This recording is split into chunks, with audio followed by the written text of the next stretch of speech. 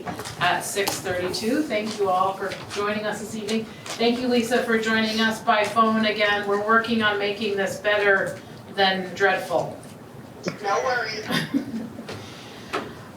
Okay, so, no, Caroline, you are a visitor. I'm a minute taker. You're a minute taker, okay. I just missed the last 2 weeks. That's quite all right, thank you. Okay, so our consent agenda this evening, does anyone have, and do we have any readjustments to our agenda for this evening at all? Lynn, I don't know that we spoke about that. Do we have, Any like readjustments in the timing of anything? I don't have anything. Okay. And I have to roll call everything, right, you guys? Okay.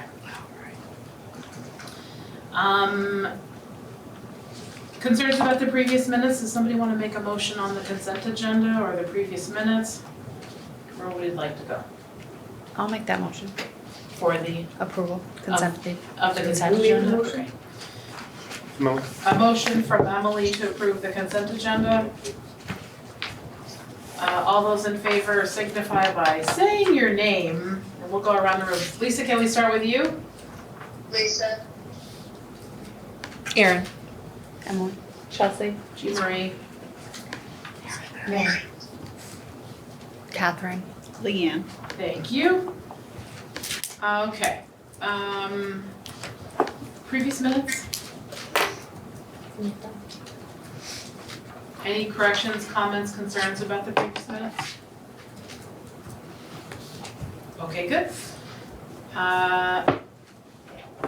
Let's do them all. Can we do them all together, previous minutes and policies? How do you ladies, what's the favor of the group here? The quietest bunch in town tonight. I just had a question on the policies, everything highlighted in yellow, that is new wording. Mm-hmm. Okay, That's what I Is assumed. that a question? Is that new wording? yes, those were Word changed, was. those revised, Yes, everything in yellow is being revised. yes. I don't think we could say everything is, but that's where the change is. Okay. Is policy. Okay. Any other questions or concerns about the policies or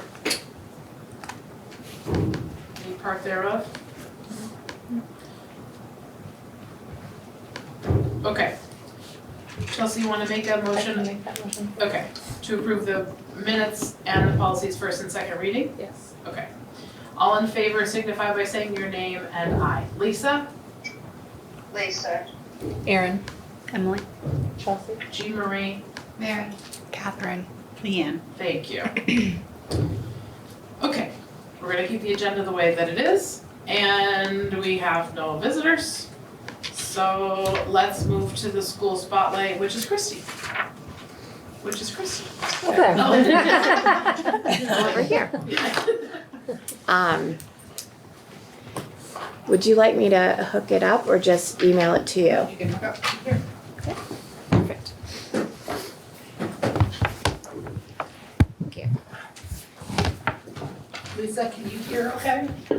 yes.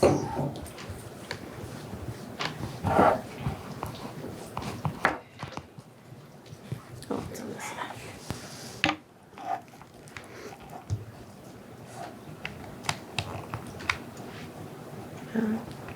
Maybe.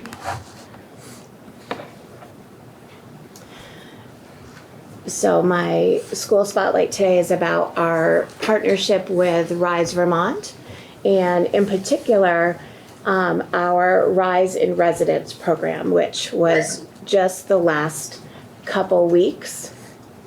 So Rise Vermont partnered with Sheldon Elementary School to come in and work really closely with some classroom teachers in particular classrooms for 2 weeks straight. So our partner with Rise Vermont is Moretti. Moretti has a big personality and the kids are already missing him. This is Moretti with our kindergartners. They're in the gym. They're about to do letter yoga. So he was there January 21st to January 31st, and then was here Monday with us during in-service, actually. The partnership was with both kindergarten teachers, Sarah Farrar and Reagan Kelty, grade 2, Lisa Chaffee, and multi-age grade 3-4, Carrie Brush. So Moretti with our Kinder Bears did a lot of playing and learning. He was in 18 class periods over 8 residence days. So if you looked at his just individual schedule, he was in all of those classrooms. So both kindergarten, grade 2 and grade 3-4 every day. So he hit different blocks during the day for all those classrooms.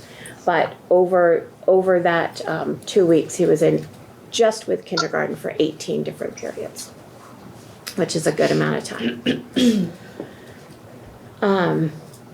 In kindergarten, they did letter and sound scavenger hunts.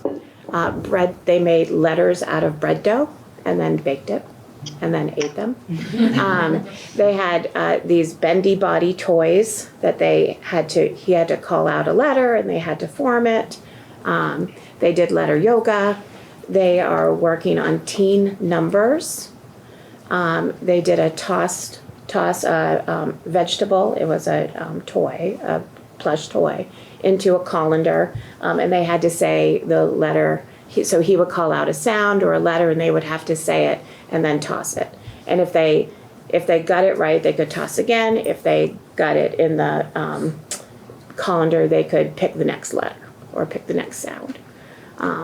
And then 10 frames twister. So they did a combination of new learning and some spiral review.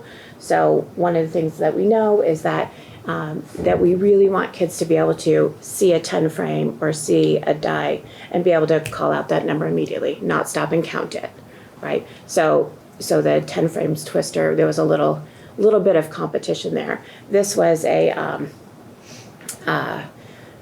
shower curtain that he fashioned into this 10 frame twister board, and they got to keep it. So they can still play. Adults and students. Letter yoga. It's an M. I hope that you would recommend The it. 2-person letter, gotcha. Yeah. In grade 2, they connected wellness, math, science, and literacy, and the thing that tied them all together was salsa. I was really lucky to be able to be in the room the day that they made the salsa, so that I also got to taste the salsa, which was a big hit. And they read a couple books. Chicks and Salsa was one of them. I will not never eat a tomato. I don't know. Grammatically, it's like, I mean, you struggle to say the title a couple times. They made salsa. They, shared that snack with one another. They are preparing to plant a garden, a salsa garden. They talked about combining flavors, like what would happen if you put a mango in there or a peach in there? Like how would that change? What would it do? Talked a lot about healthy choices, nonfiction text features.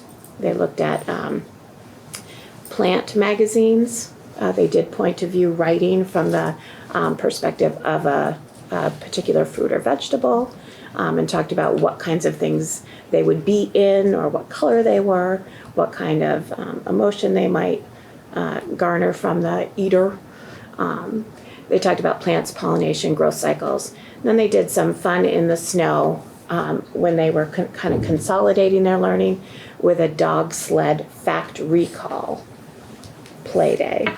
So they had to, they did both sliding and dog sleds. So they had different stations that they stopped at, and they had to answer a question, and then they had to, pull someone on the sled really fast to the next station. So this is some of their garden work. So they planned it out inside, did the math, and then went outside. We do have some covered under the snow there, but we do have some raised beds. So they were measuring the raised beds to see how much they could plant. They are starting their seeds in deli. So when you get like a meat platter from the deli, so they're starting their seeds in there to germinate and get going. And then they're putting 4 milk cartons together to have peppers, onions, tomatoes, and I'm not sure what else. I don't remember. Maybe it's 2 colors of peppers. They chopped it all themselves. That was super interesting. They also chopped up cilantro and garlic, and they have the lime. And so we took, little pieces of cilantro and put them inside, and they tasted it. They could smell the garlic and realize that that's what makes it spicy or not spicy. So they, decided when they brought the recipe home that maybe they would want more garlic or less garlic, more cilantro, less cilantro. We talked about that. One student was like, I don't like tomatoes. It's like, that's a little harder, but she picked around him, and it did not seem to stop her from eating the snack. Multi-age grade 3-4 is doing a Vermont unit, and part of their Vermont unit was to study glacier rebound. I actually did not know a lot about glacier rebound, so that was new learning for me too. And one of the questions they were asking is, how did this whale, right? It's named Charlotte. Apparently, it's in Charlotte.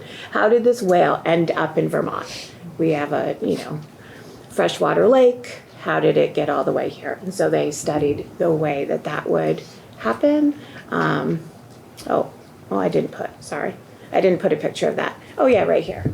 So the picture on the left, they took a tub, tried to create the glacier in the middle, how as it melts and pushes down, the water from the ocean would come across the land, and then when it came back up over time, that some salt water would stay here, including some of the sediment and some of the, the other sea life that found its way there, but then over time would become a freshwater lake again. But how that changed and what it did and how far in and back.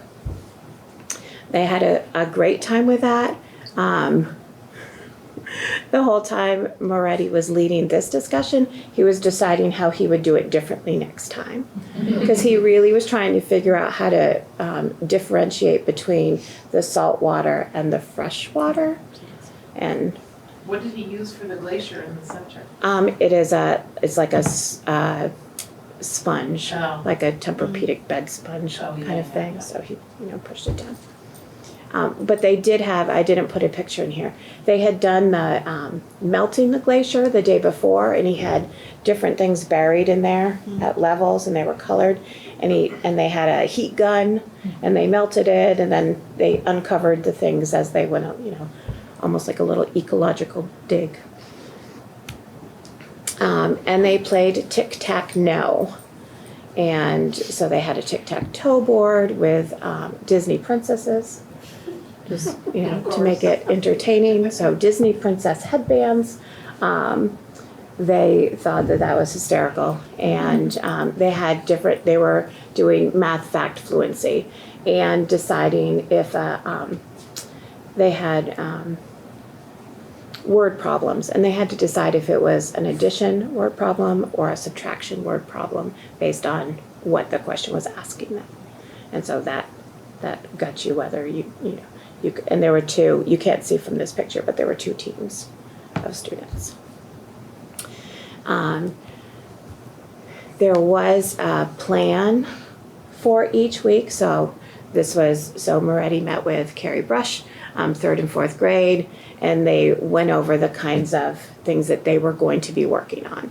So began subtraction within 1,000, using base 10 blocks, different activities that could go with that. So noodle chips, fast hands, ELA nonfiction text features, and then science. And so this was the first week of plans. And then he met with Carrie at the end of the week and came up with plans for the next half of the week.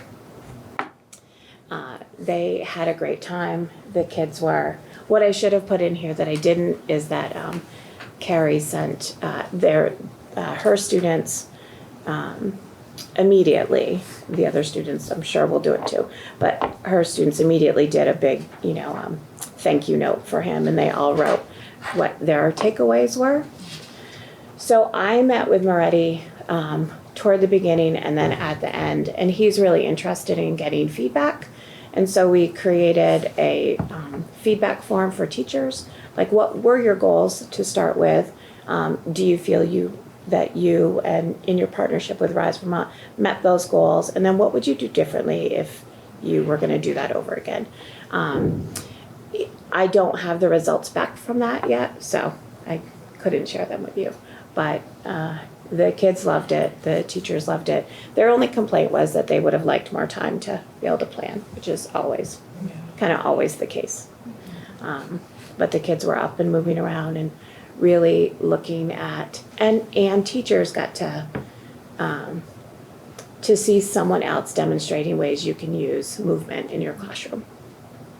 So it went really well, and now he's in Georgia, so we can't have him back again, although I offered that we could be, the pilot school for the rest of the year if he wanted to.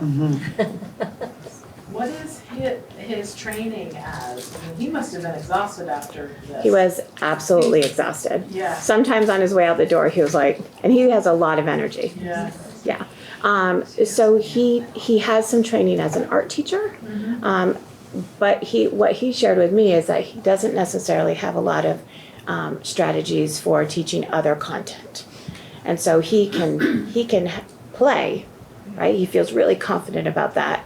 He gets kids moving, and so the management part of it didn't seem difficult for him, but it was making sure that the play was really reinforcing some important concepts, and that there was enough time spent on that. And so that when kids walked away, they could make those connections.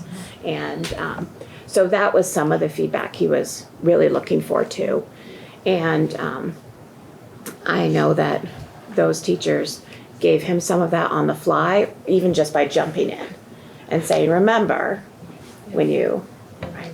So, yeah. It's awesome. I'm so impressed by it. I'm so impressed with Rise Vermont, and I think that this is just an awesome connection that your school and they have made, and I mean, kudos to him because it seems like his perspective is, he comes to it from a different perspective than what the teacher comes to it as. So he had to learn a lot to be prepared to jump in with all this stuff. But absolutely. It sounds like, what I saw in your social media feed looked like everybody was having a great time. Yeah. We put up a lot of stuff every day. Yeah. And that, that is one of his, he left Sheldon on Friday, came here for in-service on Monday, and showed up in Georgia on Tuesday. And so he said maybe what's missing is a couple buffer days between those, so that he could just meet with teachers or just get the lay. He's been in our school before, so I think it was less, but if he hadn't been in before, if he didn't have some established relationships, I think that might have been harder.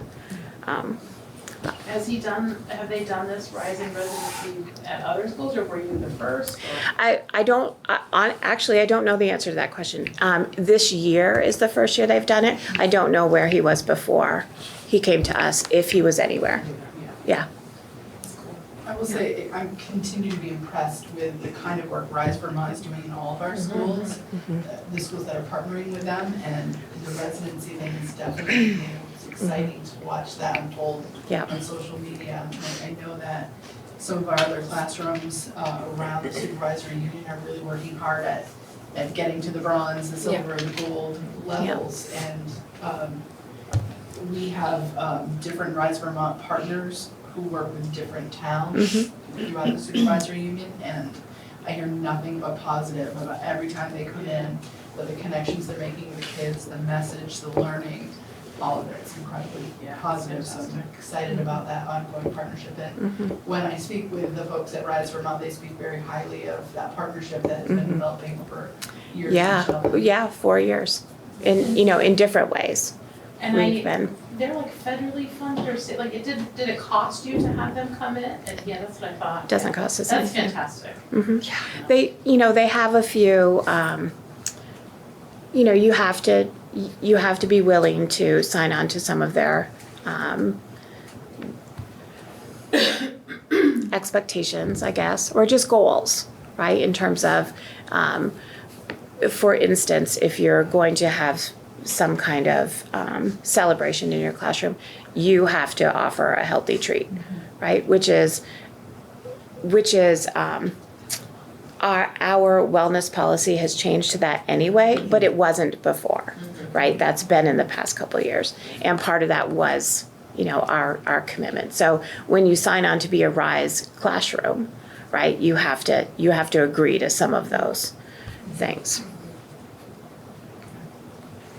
Thank you for sharing. Yeah, Christy. you're welcome. This is fantastic. I feel like I've held the floor here. If anybody else has questions for Christy, please speak up, quiet church mice. I just kind of have one question then. So this being ongoing and you've been doing it for years and the involvement of the teachers, so are they really trying to take some of these ideas and concepts of play-based learning Yeah. into more mainstream, like Yep. not just this 1 week where they come in, but Yeah, so all of the, some of the materials were, consumables. But all of the materials he left, we can use again. And just the thinking around, like and that's actually part of the reflection that I'm asking teachers to do was, how did you see your students change because this is how you were doing the learning? Like what did you see happen over time? A great question this week is, how much did they hold on to, right? So if you did an observational assessment on Friday or Thursday when Moretti was there doing an activity, have they held on to that because of, that multimodality way of thinking and teaching? And so what I have heard from teachers is just that, having a little bit of push and a fresh set of eyes and some real enthusiasm to say, you know what, I will demonstrate something in your room. I will do it for all of you. And then, they can do that again. And some of the things like the letter scavenger hunt, right? Those kindergarten teachers have done that before, right? They will look for letters or sight words all over the room. But he did it a little differently, right? And they had to do a few things, like when they got to a certain, like to the end of this row, they had to, do some kind of thing. So it was more of a game than maybe even just walking around looking for letters. So they were all really positive. So it'll be interesting to see if I see that more in their rooms. Thanks. Thank you, Christy. Thank you. Okay, we are now at the principal's report. Oh, we're down a principal tonight. He is sick tonight. Oh.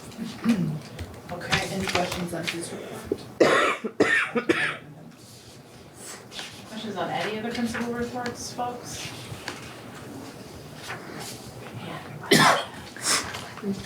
Okay. I'm not gonna dilly-dally. Morgan, it's you. This week I signed off on the last of our formerly old Franklin Northeast audits.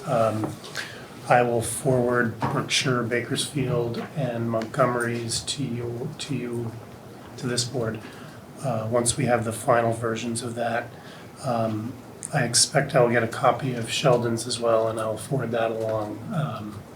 I don't have a sense at what the timing is like over in Franklin Northwest, because they're the ones who have the records for that last audit. None of the ones that I've seen have any findings in them. They're all clean. There are a couple areas for suggestion, which I will forward to you. I think all of which are not really relevant now that we're in this merged district. I sent your current year financial update by email. I'm happy to try to answer any questions on it. There's really only one piece that I wanted to tip you to, and that's the bottom of page 2. It's the line called adjustment to prior year. And this is where we capture, among other things, the high school tuition that your, the schools where your kids go to the previous year, once they've trued up their tuition, they either send you a credit or they send you a bill for that year. So right now I'm anticipating a pretty hefty bill from both Enosburg High School and from Richford High School,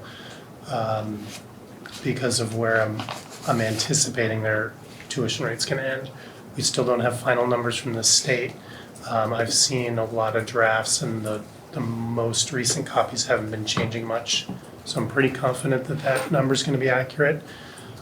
We could also be getting a big or a small bill or a big or a small credit from Maple Run, which is the other public school that has a pretty high portion of NMV kids in it. I'm not worried about it yet, primarily because these are bills that we can choose to pay this year or pay next year. My gut tells me that while I haven't found all the money yet, that we're gonna be able to find at least most of it in this year and get it off your books so that we don't have to worry about it next year. When we see the final numbers and we know what's happening with Maple Run, I'll be able to talk a little more concretely on that. Can you clarify what the discrepancy is? I mean, are we talking about this year's high school students? Last year's high school students. Last year's high school So students. we bill out, the high schools will bill out what their anticipated tuition rate is. Yeah. When they submit all that information to the state after the year's closed, the state will recalculate that and say, actually, your tuition rate based on real expenses and the number of kids who actually showed up is X. And they can bill out a certain amount of the difference, or they have to credit a certain amount of the difference. So it's a retroactive Yeah. billing for Exactly. bill for all the tuition kids or Yeah. the high school from last year. Correct. I don't recall this happening in past years. It has happened in past years because they were smaller districts, they were smaller numbers, and Oh, you didn't okay. have the sticker shock. Okay. This, Always had true up though. yeah, and in some years it might be that one school's giving you a credit and one school's sending you a bill, so they're kind of washing out Right. that way as well. Okay. Hopefully Maple Run is gonna come in under what they charge, and that'll help offset some of this. Okay. Um, And what's the difference? Where is it on this spreadsheet? It is the last non-bolded line, so it says 5,200 adjustment to prior year. And some of that is actually from 2 years ago because the state was so late on getting the allowable tuition out. But the bulk of it is what I'm guessing for last year for FY19. So you wait to see how everything kind of shakes out with Maple Run's numbers, and then where do we come? Where does this money come from if last So- year's budget has already been spent?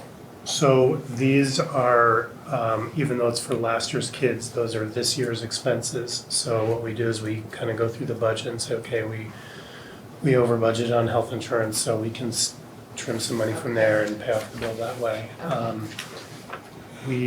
I think that we are gonna be over budget for this year's tuition kids. So I think that's where the bulk of this money's gonna come, All right. in addition to just the change in staff from year to year.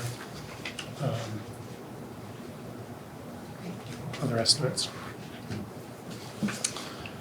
Any other questions on that report? So So I'm going to skip down to the envelope project. We will be having a walkthrough that the potential bidders are required to be at on February 17th. So that's when we will get a sense at whether we expect bids from the 6 outfits that we've pre-qualified. Those bids will then be due on March 4th, which is the date of your next board meeting. I received those at our office at 2 o'clock that day. And then if there's a clear low bidder, I expect that I'll be asking you to take some action that evening on who to choose. The way that the bid is set up is that we're asking for a base bid to kind of take care of the bulk of the work. And then we have 9 different bid alternates that are going forward.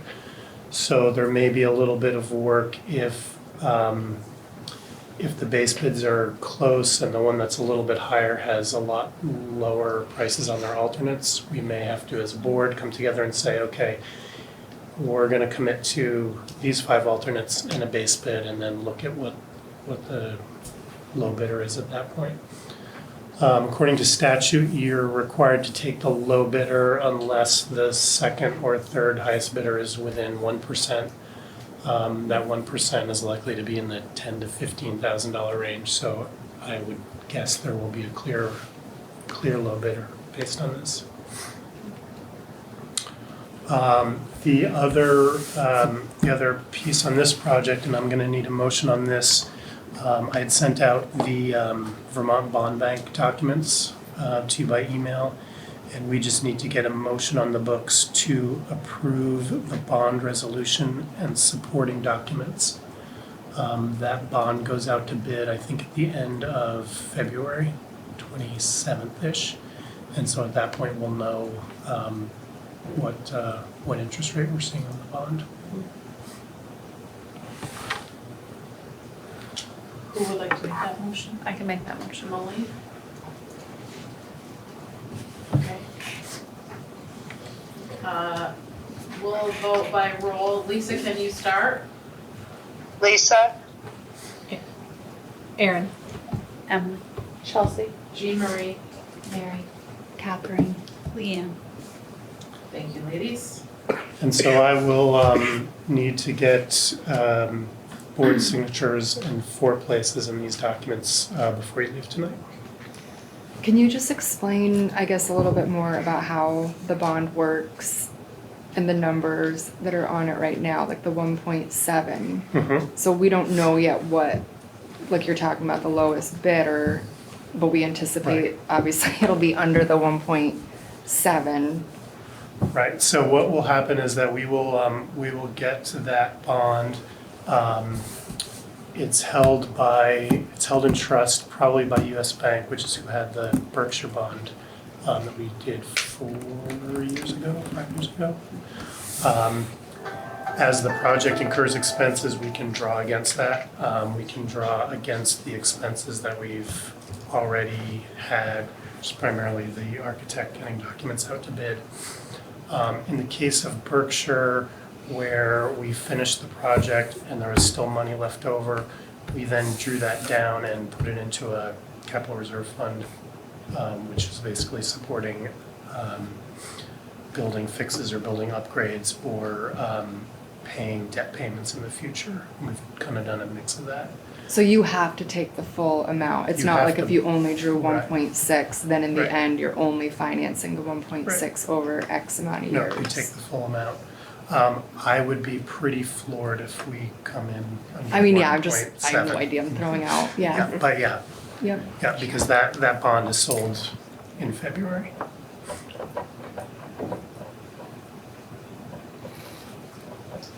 Anything else? The only other thing I have on my agenda is annual meeting prep, and I know it's under Lynn's as well, so we can tag team on that when Lynn's ready. Okay. Lynn?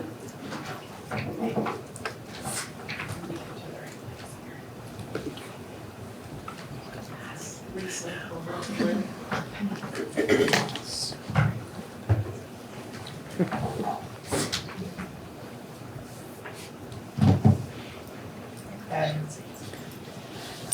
So there, I am going to move a couple of things around on my agenda, just so that we don't have to keep the principals here any longer than we need to. So I'll start with personnel, and give a brief update on principal search, and then I'll need to go into executive for a piece of that. So the screening committee has met for the Bakersfield principal search. They have narrowed the candidate pool down to 5, so they'll be interviewing, the hope is tomorrow, hoping not to have to call any of you early in the morning. But the weather is a little bit of a pickle, it's looking like in the forecast, so, the intention is to do those interviews tomorrow, so you're all set and ready and prepped to be able to go to your final round right before the February break. But you'll be hearing from me if something changes in that. So later, when we go into executive, we will finalize those board interview questions. And I would love to see if there is a board representative who would be interested in volunteering to be a part of site visits, if those are needed, depending on who finalists might be. And to help with reference checks that week of February 10th through the 15th. So moving forward. It's like next week. Yeah, next week. Any board members interested or willing to do that? Can you, what are the site visits for? Yeah. Sorry. So finalists, so if, what will happen, the screening committee is gonna narrow the pool down to 2, maybe 3 people that they will send on to the board. So if any of those folks are currently working in a school in an administrative role, we would send a team to go visit the school and talk with stakeholders, to just get a sense of who they are as leaders. So we don't always do that depending on what role they're currently serving in. I'm up for it. I can help with reference checks. If Okay. that's helpful, I can do that from home. So.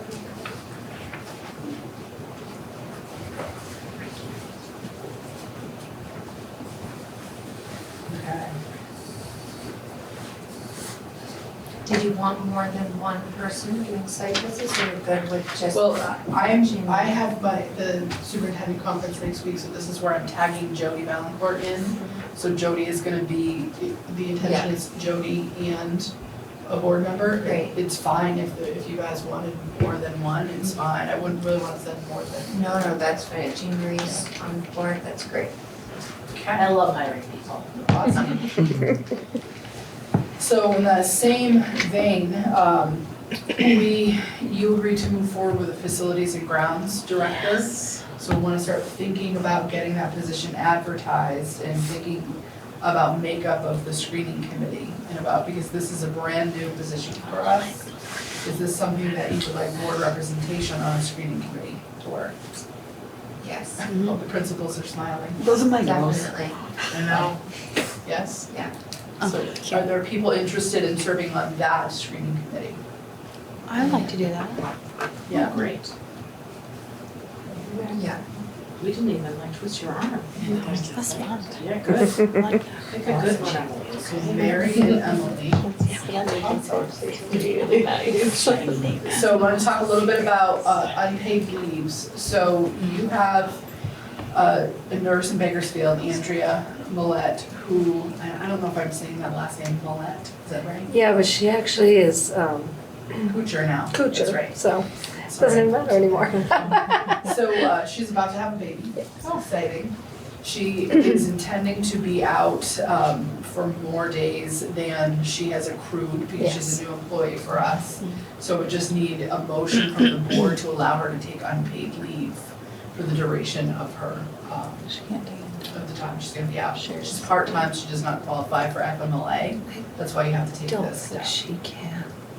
I don't know. My question is, she can't use, what's the word I'm looking for? The sick bank? Is that not an So option? we don't have a sick bank anymore. Okay, People, I didn't know that one. so it's FMLA qualifying, Yeah, but she doesn't qualify. right. I think she could use donated days if she received them, but she has no guarantee that people are gonna like give them to her. So if she doesn't make that request or if she doesn't get enough, we would need Yeah. permission to cover. And how many days is she asking for? Well, she is planning to be gone the 4th, so right after this next break, through till May 29th. So March 4th to It May looks like 29th. 60, 60 days. just a little over 60 Okay, days. but unpaid, Okay. okay. She'll She'll take have whatever some. approved time she has. Yeah. I think But it's a, what the board needs to approve is that time where she will naturally go unpaid. yeah, I think it's about 20 half-days that would be unpaid. Yeah, because she's not full-time anyway. So we just need a motion for that. I'll make that motion. Chelsea. Okay. All in favor? Lisa? Yes. Erin, Emily, Chelsea. Jean Marie. Mary, Catherine, Leanne. Thank you, ladies. Okay, next request. Sometimes I this, have one question, just connected to that, do you have someone who's gonna fill I For have shoes? a question. for? We do. Okay, It was our nurse from last year. I'm blanking on her name at the moment. Jocelyn. There we go. Thank you. okay, super. so I'm gonna explain, we are still running the ad We are. because there's a licensure issue. Yep. So the state of Vermont's very strict on educator licensing, so she's not certified, she doesn't have an educator license. Yep. So we cannot have her sub more than 30 days, so we have to keep running that ad. She's not eligible for a provisional license, we've already run that route with Yep. her. Yep. So we can't apply that way, so we're gonna keep advertising. We may have to make a shift at 30 days if we have someone else apply. If we have no other applicants, which I suspect will likely be the case, I will call the agency and ask for a waiver to get around that. But Yep. for now, we have her for 30 days, we can't go beyond the 30 days with her Yep. unless we get a waiver. But we have to at least go through this advertising. 30, But this is relevant to Jocelyn's situation. you said. Correct. But Yeah. she worked there last year, so how was it not an issue Provisional last She year? had a provisional license. But you just said she's not Can we get eligible it? We can't now. have it again. Can't continue. Ah, okay, Yeah. so she, It expired. gotcha, Yep. okay, You can't reapply for it in the same role, you have to be licensed. I see, okay. Okay, so, may I move on to the next one? I think so. So sometimes these babies come in spurts. Oh, yes, yes. So you have another teacher. There's some bad water in Bakersfield. Something. it's not, I was saying, it's not bad water. Babies are not bad. Yeah, like good water. Yes. Mallory Jones, your fourth grade teacher, had her baby a little earlier than expected, went out earlier in January. Yeah. And so she is gonna end up with some time at the end of her leave that she'll be in the same boat. So it just needs you to approve her unpaid leave for the end of this. I'll make that motion. Thank you, Leanne. Lisa, would you like to vote? Lisa, yes. Erin, Emily, Chelsea. Jean Marie. Mary, Catherine, Leanne. Okay, next up there is a request from Sheldon, from a teacher, Sarah Phillips, who is requesting a one-year leave of absence for the 2021 school year from her third and fourth grade teaching position at Sheldon. She has an aging parent who lives in the southern part of New Hampshire, and she is asking for this time to assist with her family obligations.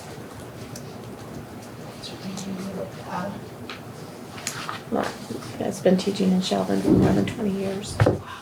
More than 20. She's absolutely phenomenal and a gift to the school and the community. It's been rough for her. and so this is a 1-year unpaid leave, obviously. And she formalizing it in this way because she doesn't wanna leave, she doesn't wanna leave, she'd like to come back and be able to resume her current position. She would be guaranteed an elementary position above her. Okay. Yeah. So we would only be allowed to hire a 1-year person. Okay. Okay. I'll make that motion. Thank you, Emily. Yeah. Lisa, did you want to vote? Yes. Erin? Emily? Chelsea? Jean Marie? Mary? Catherine. Yeah. Thank you, ladies. Also in Sheldon, there is a residency request, so do you want to give a little context to this? There's a family who lives in Sheldon. Their daughter is an 8th grader.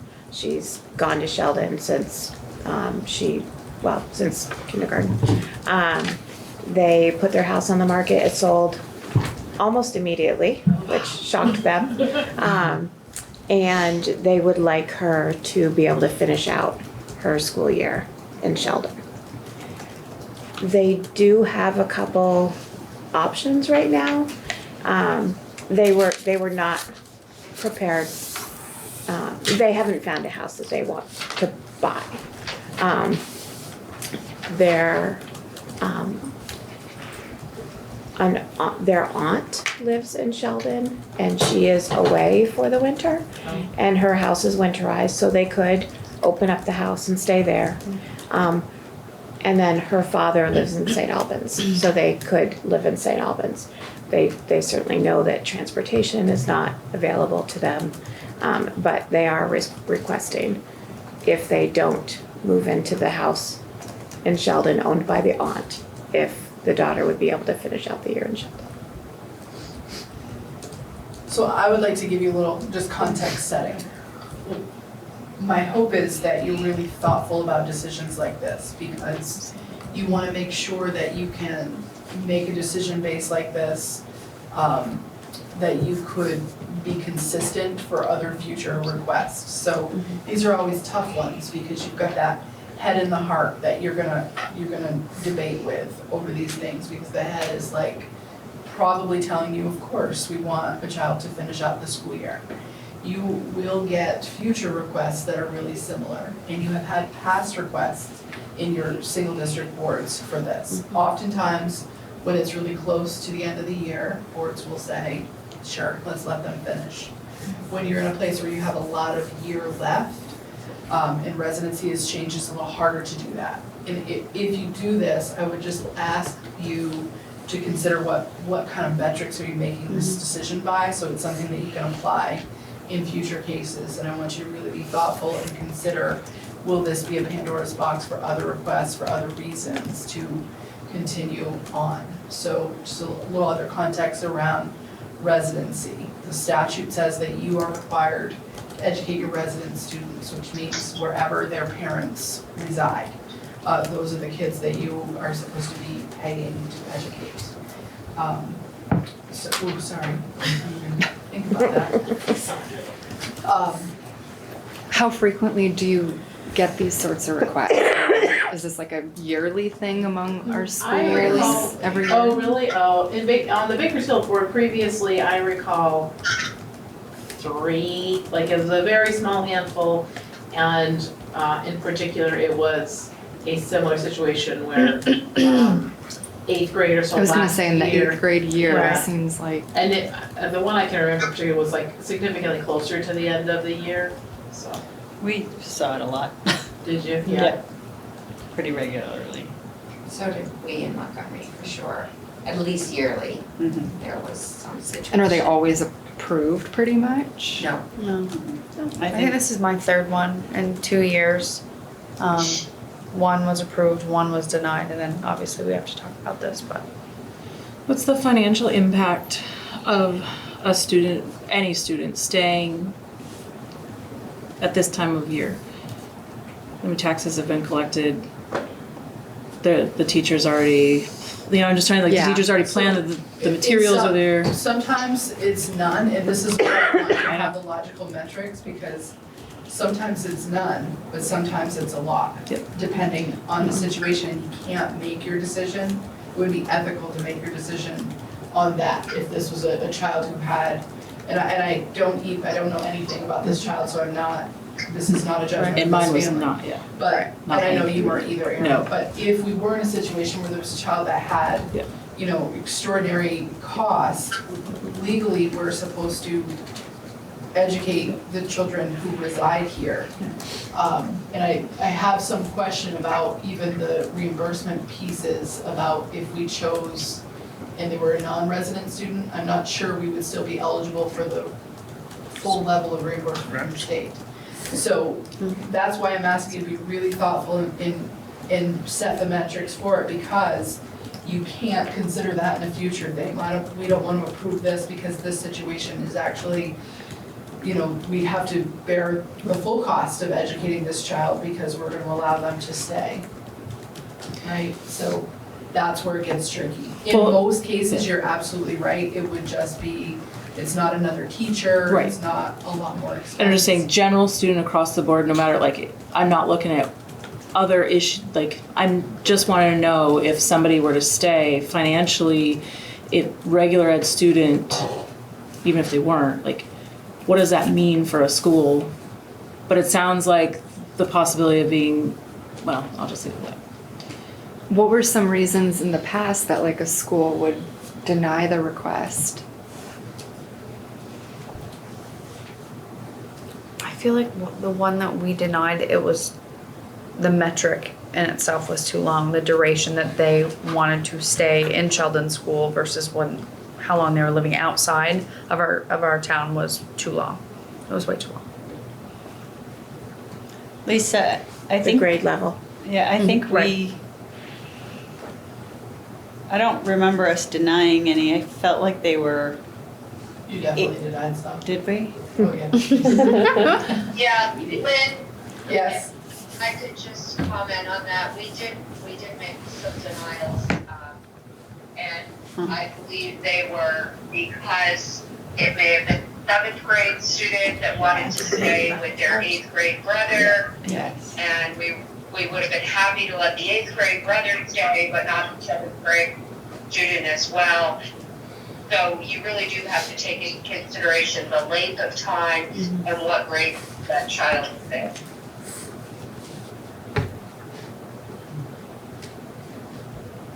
That rings a bell. So, but if in the past each school has approved some, denied some, then why not moving forward? Are we not in the same situation where we can approve or deny based on?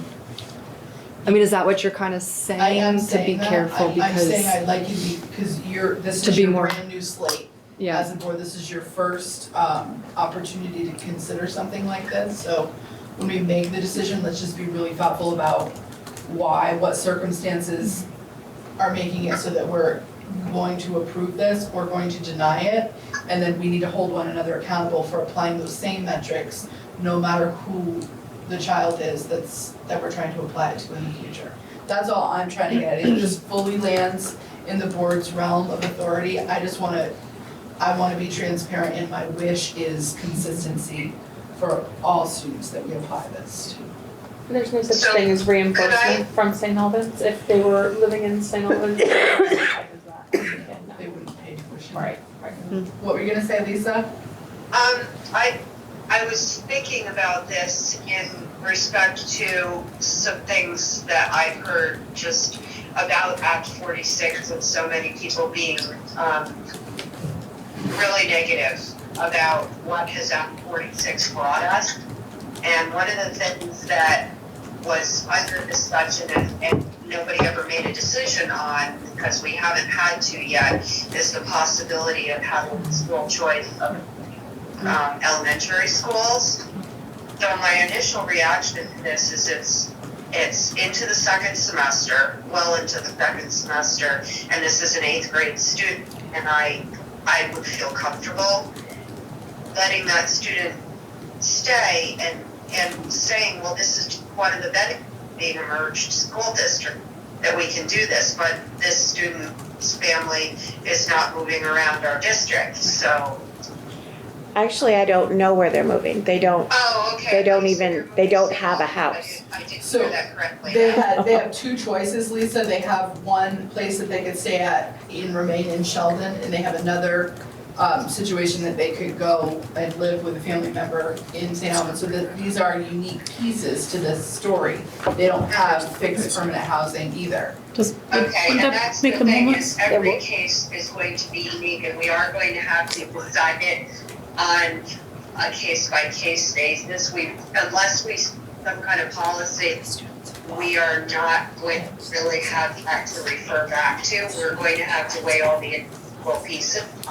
And I feel like people are rattled enough as it is about what was all touted as being students, but yet if we're going to be really rigid, they're going to be even less happy about being heard. I think one of the things, actually, Erin, you had a point, and then I'll. Right, so that if they don't actually have a residency of their own, it makes them homeless and they get to stay in the school they're already in, right? If they I don't know don't, if they're homeless necessarily. They are gonna be found homeless. out. No, but But they have their own Can I weigh in on that, residency. please? Because Sure. that's my legislative committee. Oh. Technically, Erin may be totally right on this. It's not a So decision. do tread lightly. If they do not have a home, then they are technically homeless. Which then it doesn't become a It's board decision. Sure, it definitely doesn't, and there's some gray area around the definition of the fixed permanent housing. So we could look at it through that lens, and run it by that criteria. That actually makes it so that if it doesn't meet that criteria, we'll come back to you in March.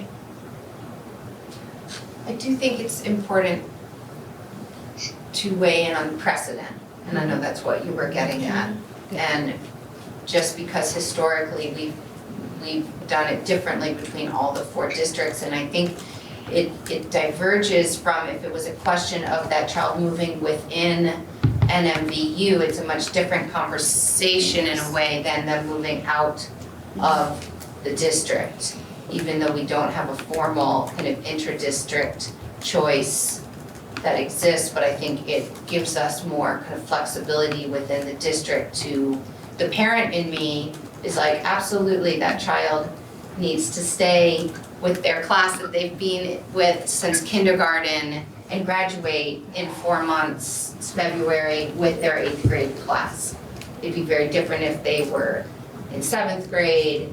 I mean, there are a lot of variables, but the precedent is really important because we got these constantly in Montgomery, at least annually, and we will get them again.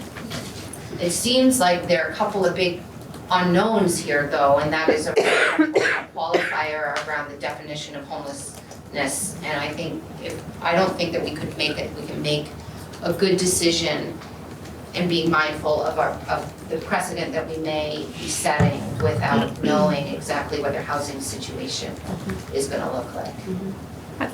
I also think that, I know we're a board that needs to think about the financial side of it, but there's a thing about the health and well-being of the student and moving at this point in time to another school with completely different kids before they're about to make another move. I get a little nervous about how that's good for their emotional well-being.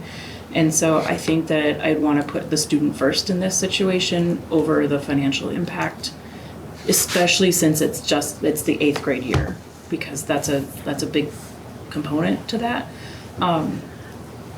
Just shaking up a house in general, I think, is going to be a little bit traumatic for them than just have to start a new school. I Anyway, agree with that's you where- 100%. I had the same thought. I mean, moving, I think, is one of the biggest stressors for a child. And I would take it to the next level too, even if there is a younger sibling. I mean, I was in the situation as a kid in 5th grade, and my sister was in 8th grade, and we moved from Sheldon to St. Albans, and they let both of us just finish out the year. Right. And I'm so thankful, they did, because again, moving was stressful, starting a new school is stressful. So I might be coming from a too personal place on that, but Yeah, because the kids don't get to make this decision, and that's kind of not fair to they're them. at the mercy of their parents and us. Absolutely. My 2 cents. gonna table this for now? Table it and bring it back in March if we need to. Can you tell me why you tabled it and why it's coming back? Like, why you think it might be okay not to make the decision now? I think that we can speak with the parents and try to get a sense of the definition of the homeless piece and where they kind of stand on that. This might not be, I don't want to speak for the parent and think that that is even remotely a path that they would consider wanting to go down or not. So I think that the board shouldn't make a decision until we explore whether or not that is a viable consideration for this family. And if it is not, Lisa, then it would return to the board at the March meeting to kind of finish this discussion and make a decision. You may want to check with whomever advises you at the AOE on this as well, because this is a really hot issue in other areas besides education right now in terms of like employment. So this may have legal ramifications that you need to investigate. Yeah, we have our own homeless liaison and we do work with the agency on other homeless cases, so this is just a little bit of a different criteria in terms of definition that I would like to dig in more on. What I'm concerned about is if this really does fit the definition, but the parents, this wasn't the route they were going down. But then we say no, and then they grab onto that, then we're gonna have a problem. I don't know if you're following me at all with this, but maybe I'm too close to the situation because we're talking about a bill of rights right now that's quite comprehensive. It actually puts homelessness another protected class along with religion, etc. We'll run it up the flagpole, Lisa, and we'll check it with the agency and the council if we need to. Okay. Okay, thank you. Next up, just about budget informational prep. So one of the things we talked about, and I sometimes get my board meetings mixed up, I think we talked about it at this board, about doing an informational video if there were, I don't know if it was this board or the ER board. Did we talk about that? I don't think we talked about a video. I think you talked to me about it on the phone at one point. That's what it was, I'm remembering something. Is that something that you wanted to do for this side, to have one or two of you sit down with Courtney and just have a discussion, maybe Morgan, have a discussion about this year's budget and what that entails? Could be all of us, Morgan, I won't throw you out there by yourself. I'm on the other. In addition to the live stream of the meeting. I just didn't know if you wanted to do it as a preview of the budget to put on social media to encourage people to come out, talk about any highlights that you feel like you want people to hear. It's an idea, you don't have to take it, it's totally fine. Every time Lynn proposes that she videotape me, I say, can you wait for me to be tall, blonde, and beautiful? I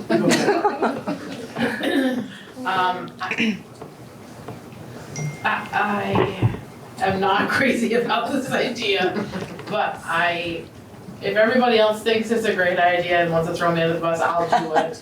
I think there's ways to put this information out that don't involve a video. I don't know. I agree. It's fine, we're not looking for more work to do. We can Okay, do good. what we had planned, but I wanted to make sure I brought it back if this is something that you wanted to do. I mean, we talk about any way that we can get out to the community is always something good. And sounds like Jean Marie volunteered herself. That sounds great. Thanks, Jean Marie. I mean, I would be happy, I'm not tall, blonde, and beautiful either, but I would be happy to do it if that's helpful to. I agree with Jean Marie though that there's other ways other than a video. I personally wouldn't watch a video. I'd rather just read some bulleted, but I mean maybe people like videos, I don't know. I just know that, I mean, even with the mailer that we send out, I still hear grumblings about not understanding what's going on or where to go. And so we're in such a social media world. Oh, I mean putting it out there on social media, but more of like flashy flyer or something, you know? Yeah, I mean, you just take a picture of the the flyer and talk over it. Then you have to be on screen. Yeah. That's I mean, like, voiceover. Well, Morgan should do it. Voiceover. Morgan do. And Well, but I mean, she can pictures of decide the Like a school. weatherman on The the voice screen. should be not Yeah. hers. I like Should be Come on, coming Morgan. from you guys as representatives of the community. But that's. I agree with- You know what I mean? I can just see him up here with the little. Whoever said they don't watch videos, I'm in agreement with that. If it's a choice of reading a blurb or watching a video, I always click on the reading and not the video. Thank you, Lisa. I'll take your vote. I agree that social media is a great idea. What do you wanna do? I think we're skipping it this year. All right, so we have 2 seats open in NMV, so, Why is there 2? Sorry. can I just say? Oh, yeah, I thought we. I mean, we knew about Leanne. Leanne, Leanne is but not returning, yeah. and is there anything you'd like to say? Yes, I'm sorry, everybody. I have decided to embark on a potential new adventure to go back to school. And I'll be actually applying for the Sheldon librarian position that's open this Oh, spring. So That's I exciting. will be stepping away from the board, and Emily has again got someone new who's ready to go. Miranda Johnson is going to be a write-in candidate that we are blasting on social media, so make sure.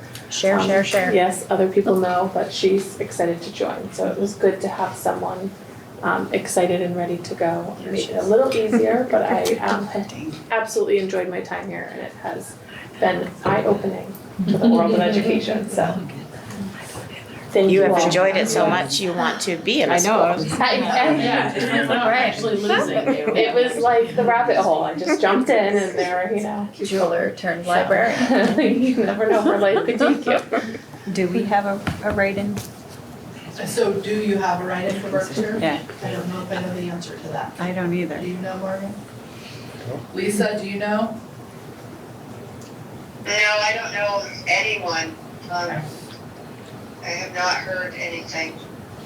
So that would be something that our Berkshire folks would like for you guys to put your heads together to see, is there anybody out there? I'm looking at our note taker over there. Could be Anybody that we important. can think of that would be interested. I actually think I might have emailed you about this. Yeah, we answered, and the ones we came up with, Or not?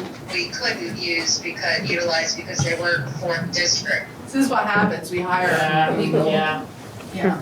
get sucked into. And the is world. everybody, like the ballots are the same in every town? Right. So I can write in again for Sheldon, we're all, okay. So we kind of wanted to talk about this, it would be really good, because I know last year, people in the other towns were like, we don't even know who to write in. Right. So Right.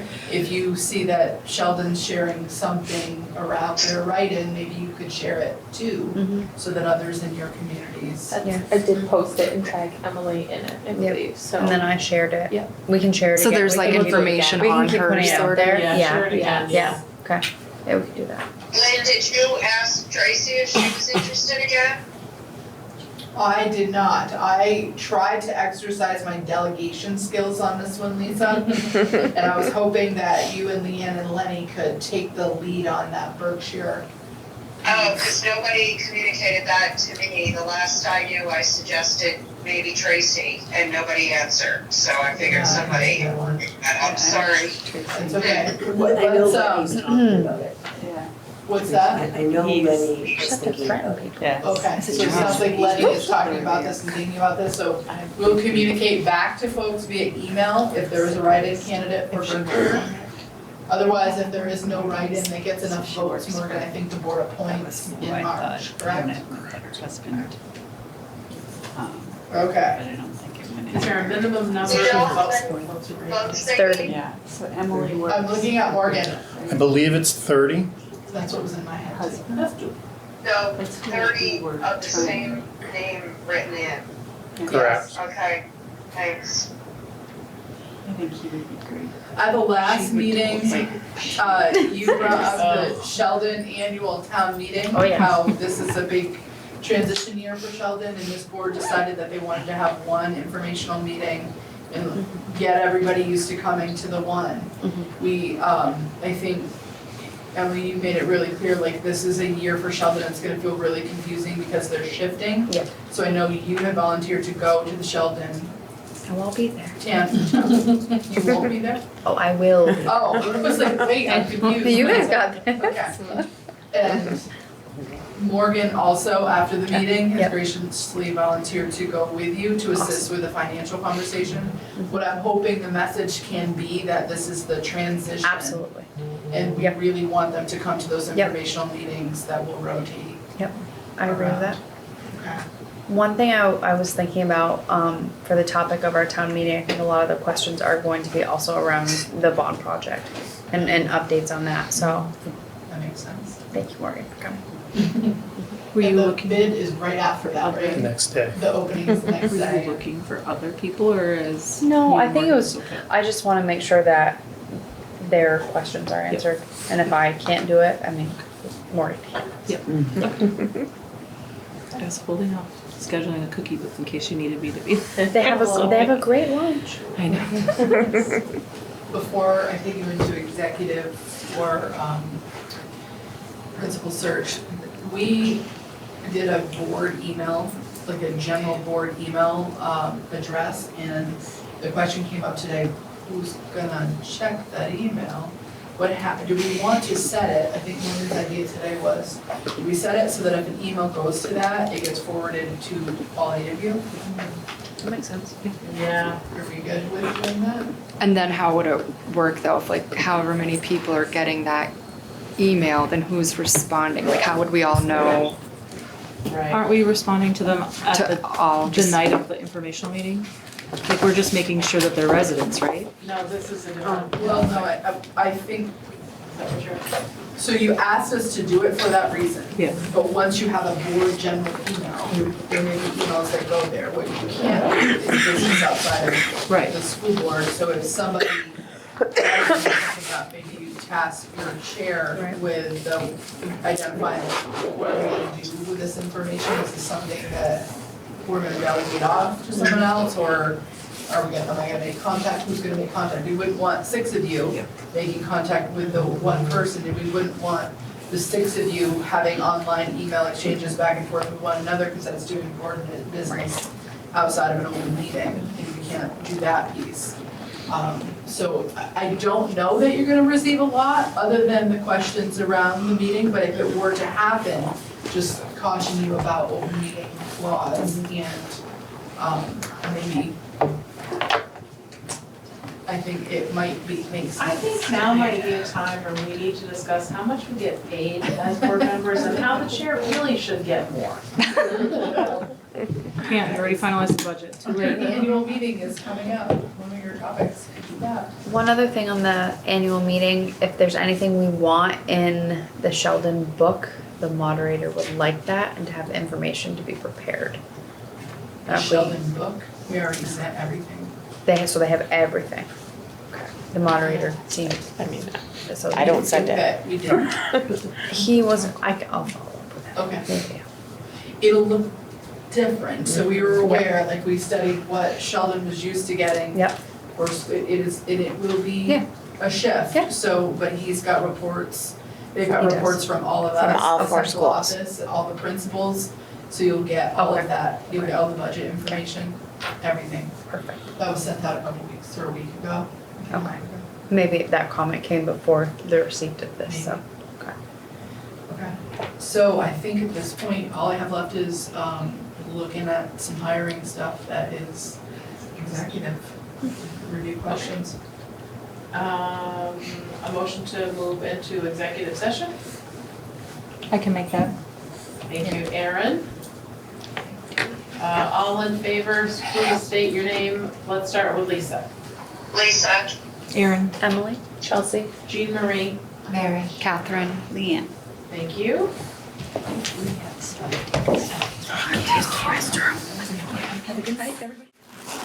So we exited executive session at 8:24 with no motions pending.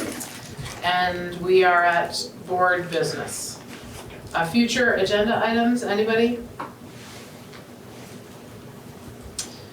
Our next regularly scheduled meeting is March 4th, here again? Here again? Yes. Okay, That's your last one that's here. okay. And we're at adjournment. I think that Catherine should motion to adjourn I will make that motion. at 8:26. It's like record time, It is. ladies. Except for last week. Thank you so much, everyone. See you in the next few days, it feels like.